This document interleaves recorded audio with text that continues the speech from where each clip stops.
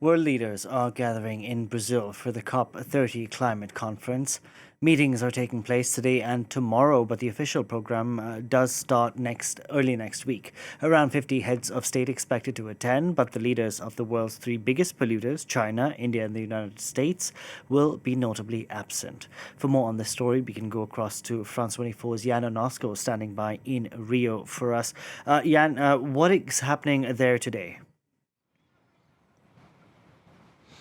Well, at the moment, President Lula is welcoming those heads of state to Belém in the north of Brazil. More than 50 heads of state and around 140 countries will be represented at those talks. These talks are always part of the COP UN climate summits, and they're seen as a space where world leaders can address the most pressing issues facing the planet because of climate change, and also allow them to commit to taking action to address those issues. So there's going to be plenty on the agenda. For example, they'll be talking about the progress made since the Paris Agreement was signed 10 years ago, or rather the lack of progress, because that was where world leaders committed to limiting global warming to 1.5 degrees centigrade.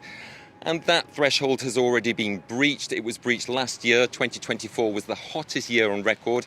Now, scientists chose that particular number, that threshold, because they believe that if the world continues above that level of heating, then many of the effects of climate change that we're seeing, like extreme weather events and also rising sea levels, will become irreversible. They're also going to be discussing a proposal by Brazil for a Tropical Forests Forever fund that aims to raise $125 billion in order to compensate those countries which protect their tropical forests. But even before its launch, President Lula has received some bad news. Keir Starmer from the United Kingdom has said that he will not be committing any money to that fund because he deems it's too early. And that's a little bit of an embarrassment, really, for the country and for Prince William, who is here in Brazil and who's also going to be taking part in COP30.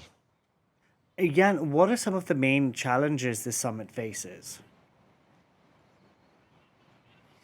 Well, the main challenges are those notable absences, as you mentioned: China, the US, India. The US isn't sending anybody to take part in this Heads of State summit, and China is only sending a team of technocrats. Now, they're the two biggest economies in the world, the richest countries in the world, and also the two biggest polluters. And really, without their engagement in these talks, which are non-binding, there are no obligations on the part of countries to carry out anything that's said or pledged here. Without their engagement, it's really difficult to see what concrete action and advances will be taken here.